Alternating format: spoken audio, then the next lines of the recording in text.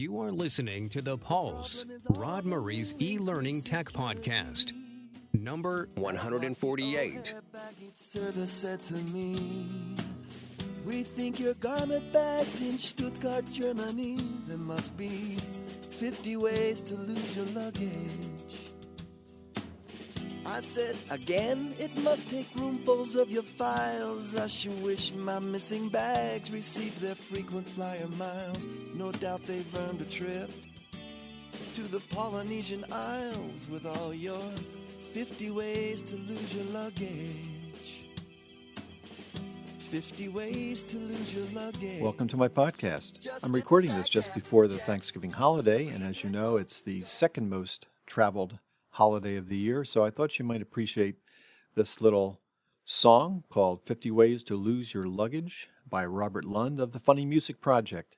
So I think you'll appreciate it. Stay tuned for the full song at the end of my podcast. This podcast is sponsored by Inside Higher Ed, the online source for news, opinion, and jobs for all of higher education.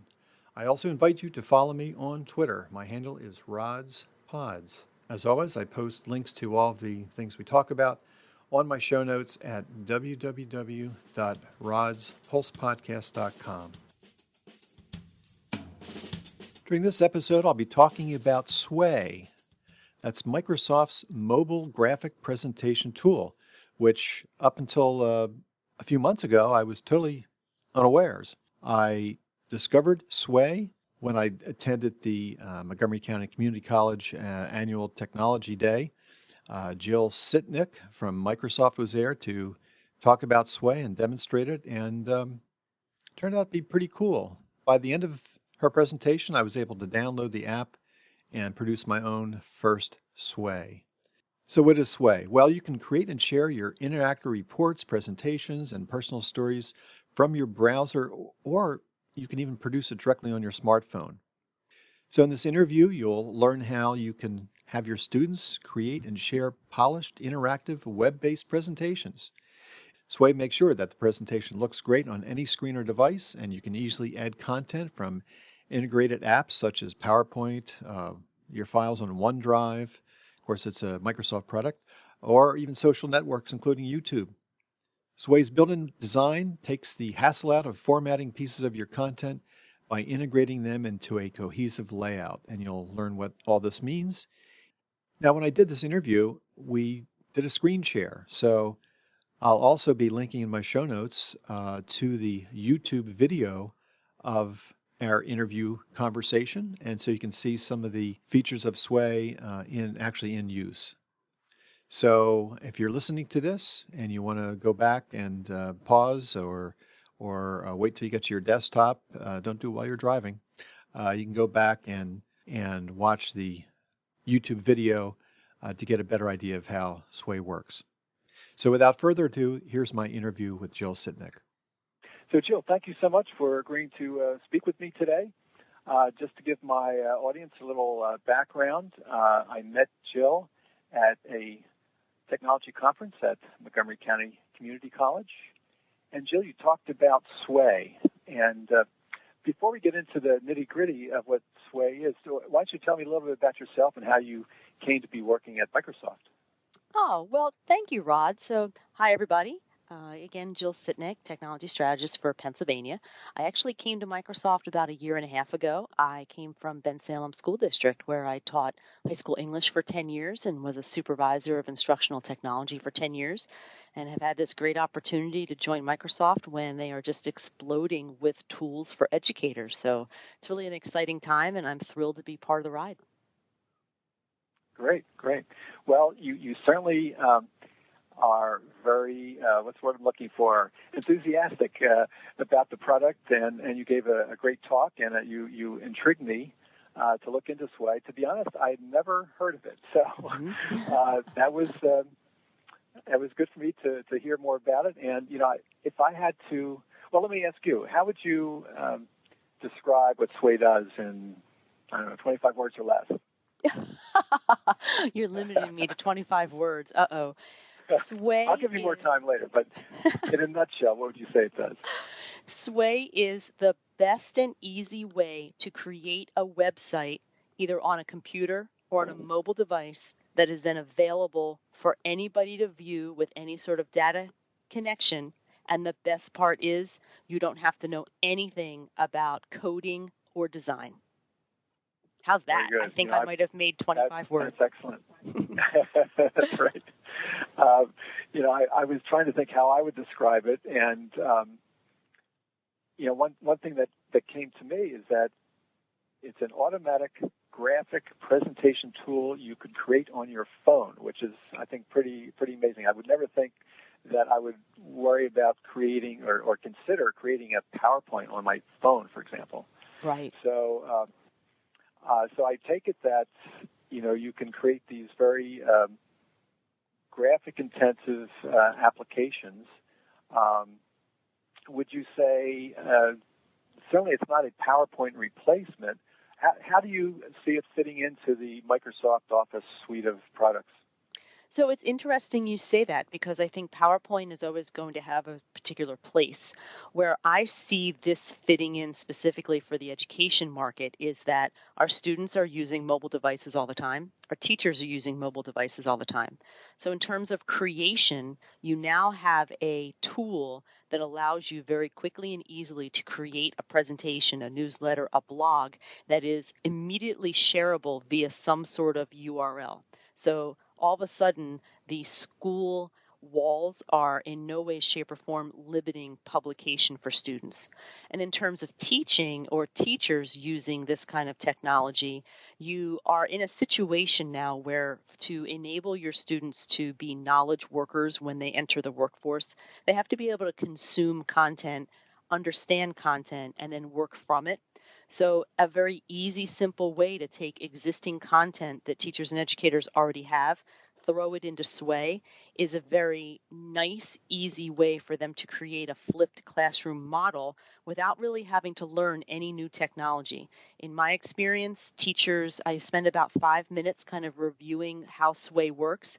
People really want to get their hands in there and start playing, and it just kind of comes together. It's a very simple tool that I think has a lot of power for both our educators and students.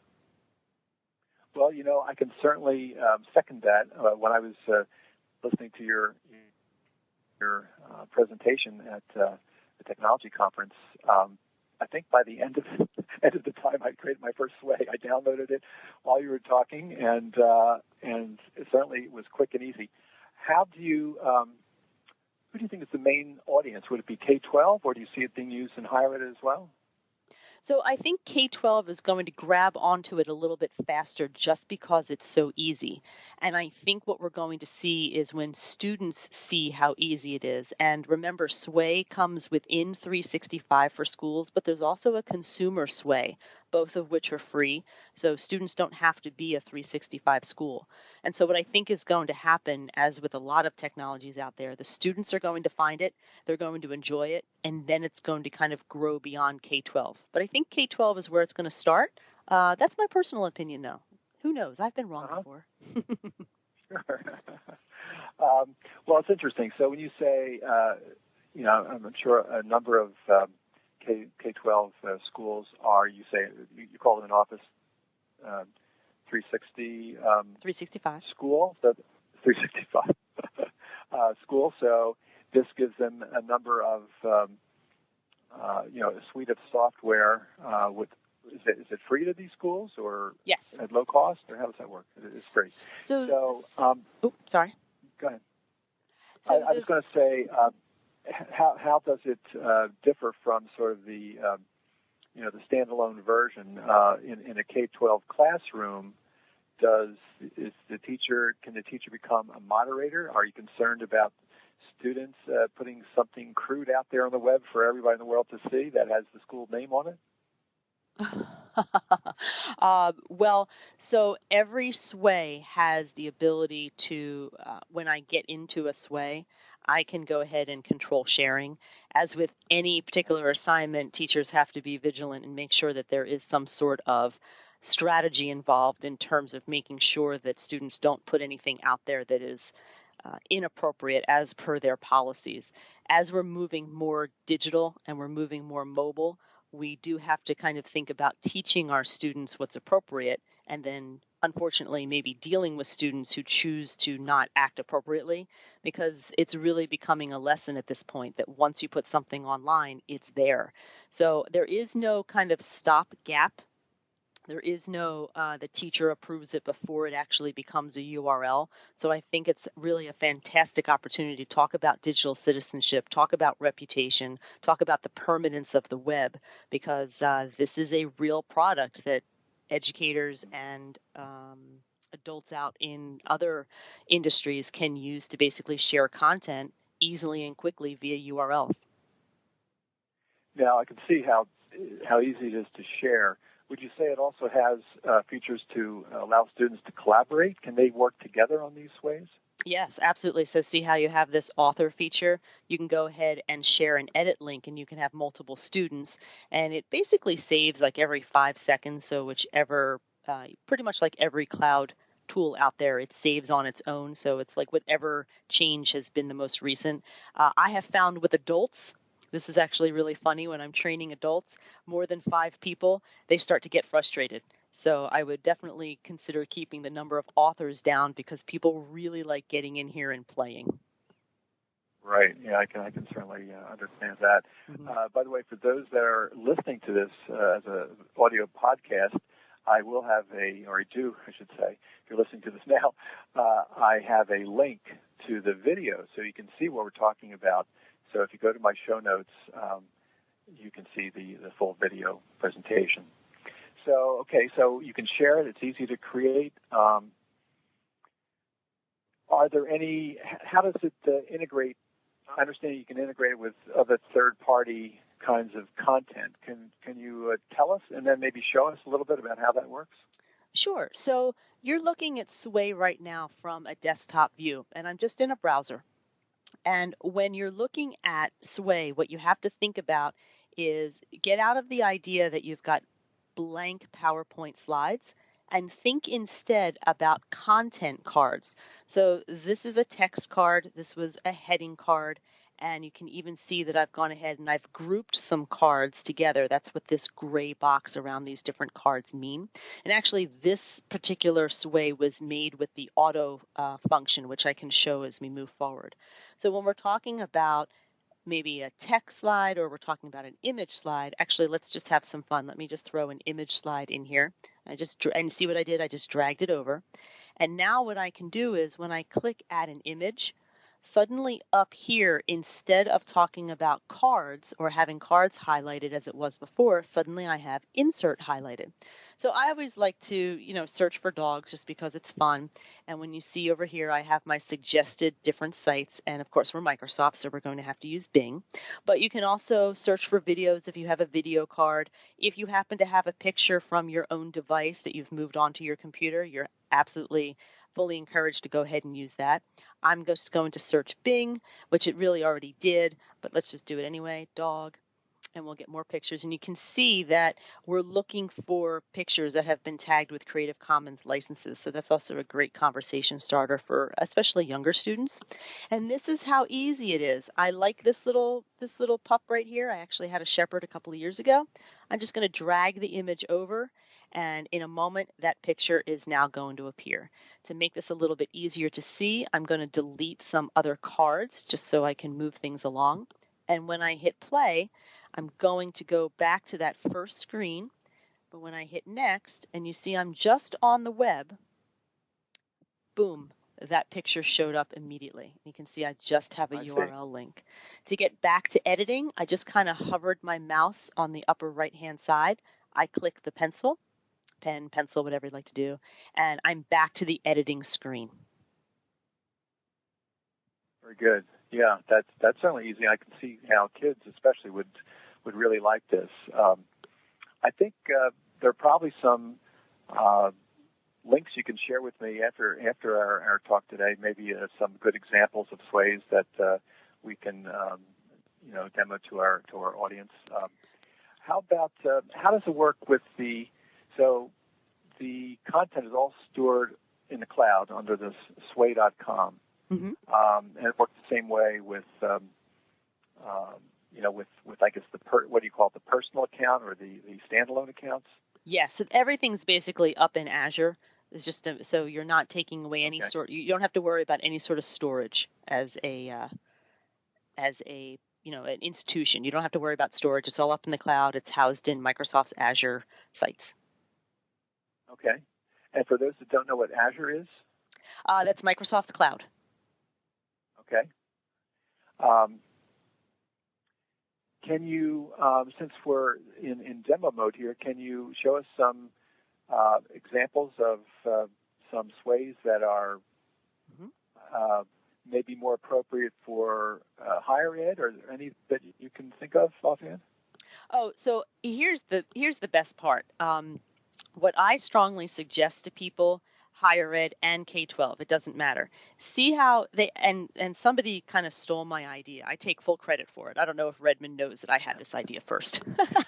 I think you should always start from a template because somebody has taken the time to create a sway. Here's what I suggest you do. When you first log into Sway, you're going to see these options. They're just here, okay? And so I had clicked into this portfolio photo collection, and what I can now do is I can now edit this template. Now, in addition to edit, it moved a little too fast for me. What I can also do is instead of editing the actual template and kind of, ruining it with Jill's stuff, what I also encourage people to do is duplicate the sway. So if I duplicate it and I just write Jill portfolio, I'm just going to get rid of the little things there. Boom. I'm now duplicating it. And all of this beautiful formatting that's here, all I have to do is now replace the pictures with my content, and I'm like good to go. That I don't have to make any sort of decisions. Like these 3 little slides right here, they are showing up right down here.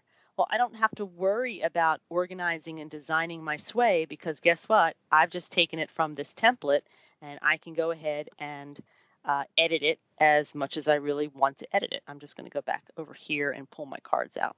So I can grab any sort of picture just to show you how easy it is. I can go back here to insert. Of course, I love using my dog example. I got to do that. All right.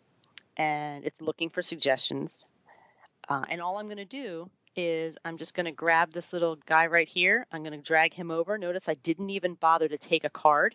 I'm going to get rid of this first card just by clicking on it and hitting the trash can.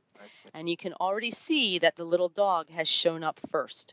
So when I go to, I didn't want to do that. I'm sorry. When I go to play, you can see that that's how easy that picture is. Did I have to do any coding? Did I have to know anything about HTML? No, but suddenly that looks really professional, like Jill really knows what she's doing. How about, of course, you'd probably see more text in a higher ed implementation. Does it import PDFs, or would you just copy and paste the text in? I know some people are going to want to use this like a PowerPoint, which is, I know, not the best maybe use case. But so how easy is it to work with text in here as well? Yeah, it's the same. Actually, I kind of agree with the concept of taking content that you already have and just uploading it, because the idea is you might have content in a Word document or a PowerPoint document that doesn't really allow your user to view that content on a mobile device really easily. Well, what I suggest, and it's just really from my own experience at this time, is, feel free. I don't really have a PDF that's kind of ready to go that looks pretty, but feel free from your device. You can upload your PDFs. You can upload your Word documents. They'll go right into a text card. And then when you're in your text card, just realize you don't have a lot of options right here in the text card. You can mess around with design later on if you really want to. If you're in a situation where you have a PowerPoint, here's my recommendation so far. You know how you can save PowerPoint slides as pictures? That's what I would do. I would save them as pictures, and then I would upload them into Sway, so they will just flow as a web page. in my experience so far with uploading PowerPoint, usually there's a transition or an animation in there somewhere that's going to kind of look a little silly. And it's just easier right off the bat to just save your slides as pictures, upload them, and you're good to go. Because it's all about not reinventing the wheel. Right. I think that's a good suggestion because there's nothing worse than somebody sends you a PowerPoint and you're on your mobile phone, and what it is a PDF that's very big, very long, and it doesn't format to your phone. This way, I'm sure this would display it much better on a mobile device. Well, that's really the cool thing about Sway also, is that it is really adjusting to whatever device you have. So I have this little dog picture selected. I'm going to select focal point just to kind of make my point here. So see, I can see that if I've got a tablet, that this poor little doggy's head is being cut off. On a phone, it's looking just fine, but not on a tablet. I can select right here to make the entire image important because maybe that's really what I have, and see how that adjusted. It'll do the same thing with text. You don't really have to tell it to every single bit of text is important, so you don't have to tell it that. But we know that you're basically working on a mobile device, and as a creator of content, you really want to dictate what users are going to see regardless of the device that they're using.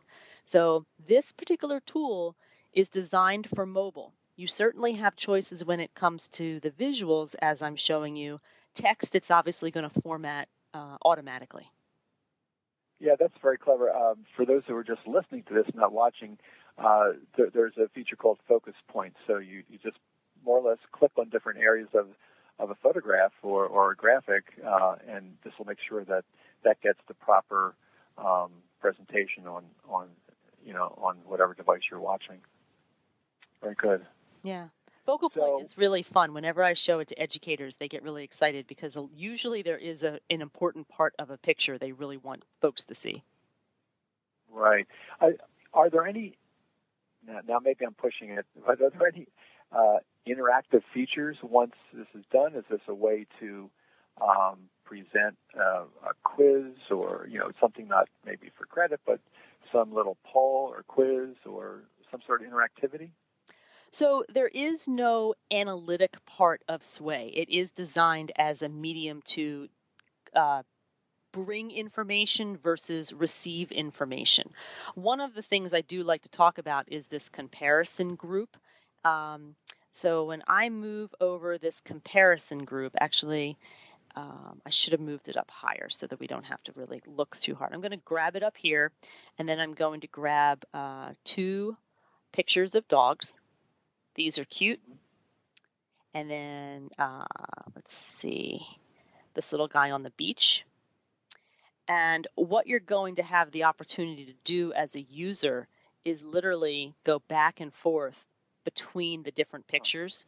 So as an educator, you're free to go ahead and put, a quiz question on one side and the answer on the other, or some sort of interactivity discussion point, but there is no functionality in this particular product for analytics.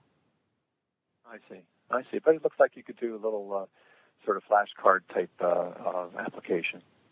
And the neat part is this works on the mobile device. So imagine your students suddenly kind of interacting with your presentation for some way and really all you have to do, you can upload.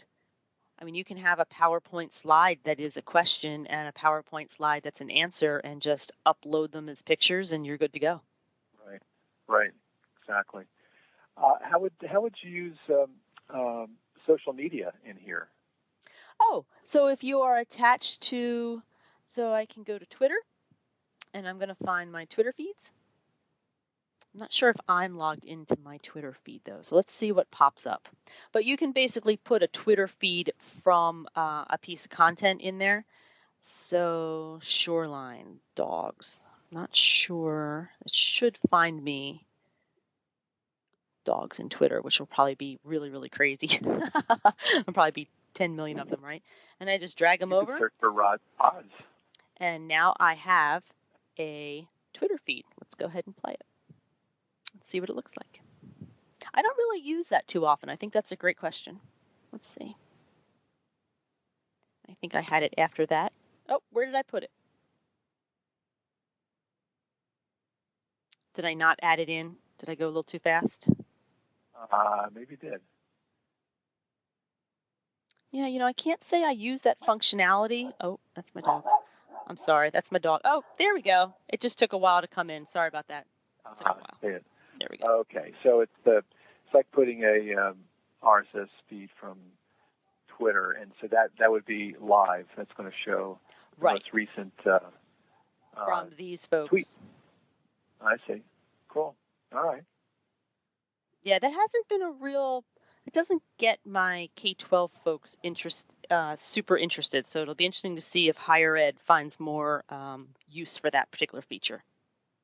Right. I guess K-12. What other social media are popular? Instagram. Is that one of the social media widgets you can use? Yeah, not really, not yet. It'll be interesting to see how it grows. Right now, Twitter and LinkedIn are pretty easy in terms of an RSS feed. Right.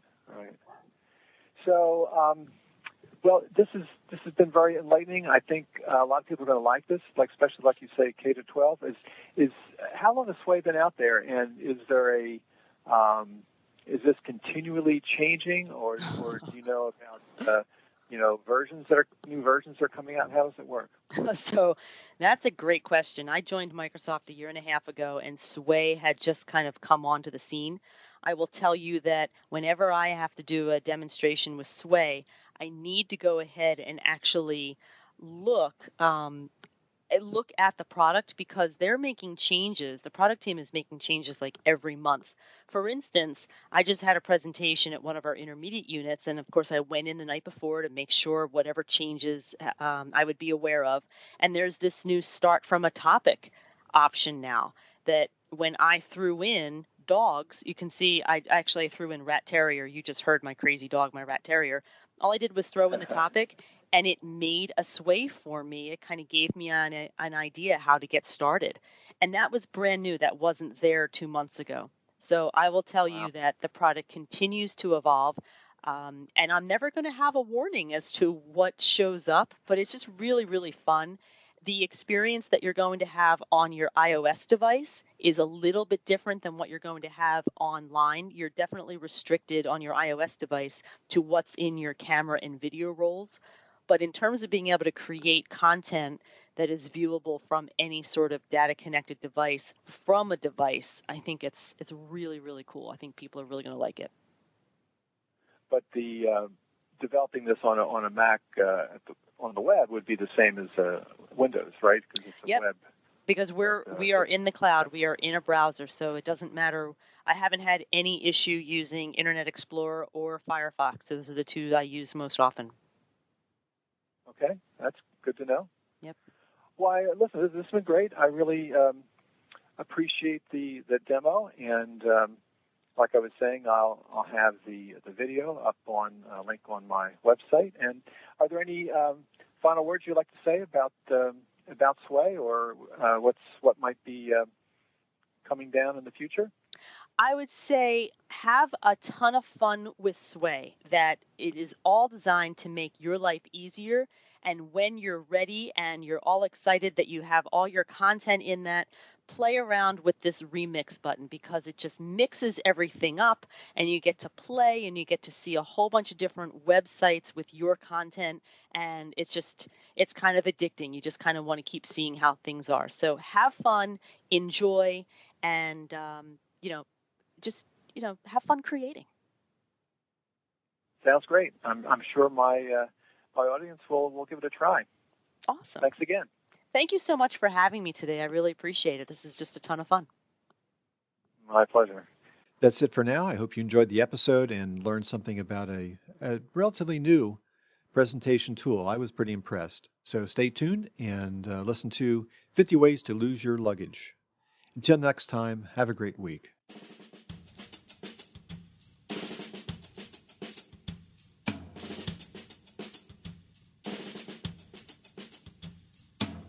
The problem is all the new increased security.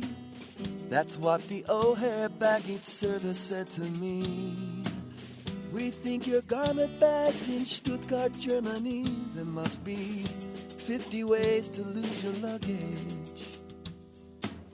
I said, again, it must take roomfuls of your files. I sure wish my missing bags received their frequent flyer miles. No doubt they've earned a trip to the Polynesian Isles with all your 50 ways to lose your luggage. 50 ways to lose your luggage. Just if the sky cap, Jack, agree to get bumped, gump, board in the dark, Mark, or try to fly free. Pack too much weight, Kate, or arrive at the gate late. Just make the crew cross, Ross, and get your bags lost. Ooh, pack too much shell, Mel, close them with locks, Knox, fly when it's snowy, Chloe, or boarding group C. There's gonna be snags, Babs, so don't lose your bag tags, cause I've got a feeling, Leland, your stuff's in New Zealand. Why must it be the most important stuff they lose? I wished I'd carried on my clothes and checked the pills and booze. I thought, well, I'll tour this place in just a pair of shoes. Who'll notice anyways? I streaked through town till some policeman shouted halt, and I believe he mentioned something about a sexual assault. And then he cuffed me. But you realize it's really not my fault. It's 'cause there's 50 ways to lose your luggage. 50 ways to lose your luggage. Just pack lots of fruit, Newt.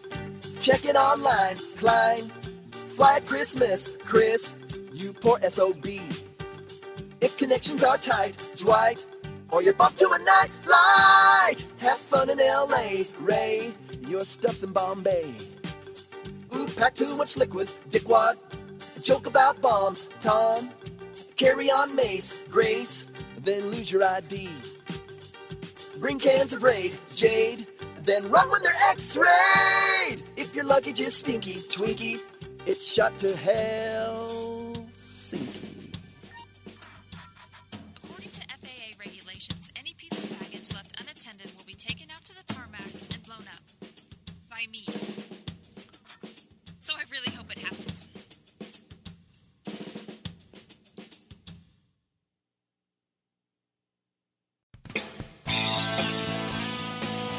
That's it for today's episode. Thank you very much for listening.